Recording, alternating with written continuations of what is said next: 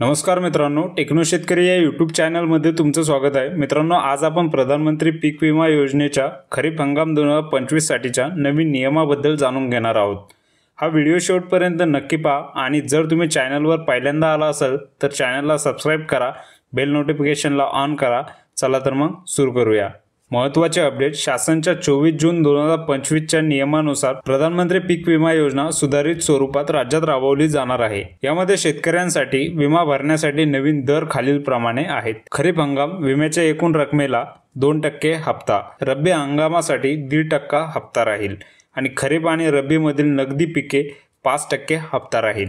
हे दर प्रत्येक शेतकऱ्याने लक्षात ठेवणे गरजेचे आहे। आता काही अनिवार्य बाबी आहे ते नीट समजून घ्या। शेतकरी ओळखपत्र म्हणजे फार्मर आयडी कार्ड। पीक विमा योजनेत सहभागी होण्यासाठी ग्रीन स्टॅक फार्मर आयडी अनिवार्य आहे। जर तुमच्याकडे हे ओळखपत्र नसेल तर तुम्ही विमा फॉर्म भरू शकणार नाही आणि योजनेचा लाभ मिळणार नाही। फार्मर आयडी कार्ड कसा मिळवायचा याची सविस्तर माहिती आपल्या चॅनलवरील एका व्हिडिओमध्ये आधीच दिलेली आहे। हा व्हिडिओ तुम्ही खालील लिंकवर पाहायला विसरू नका।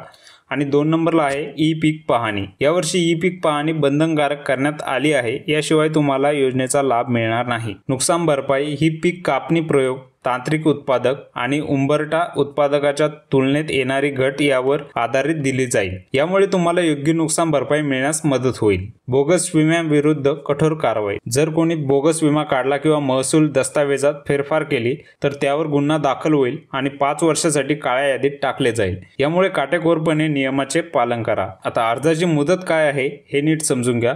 पीक विमा अर्ज सुरू होण्याची तारीख 1 जुलै 2025 आहे आणि अर्जाची अंतिम तारीख 31 जुलै 2025 राहील। या कालावधीत तुम्हाला विमा फॉर्म भरून पूर्ण करायचा आहे।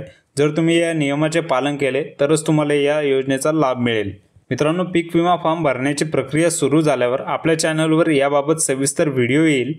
त्यासाठी आत्ताच चॅनलला सबस्क्राइब करा आणि बेल नोटिफिकेशनला ऑन करा। अधिक माहितीसाठी खालील लिंकवर व्हिडिओ नक्की पहा। धन्यवाद। पुन्हा भेटूया नवीन माहितीसह। तोपर्यंत जय हिंद, जय महाराष्ट्र।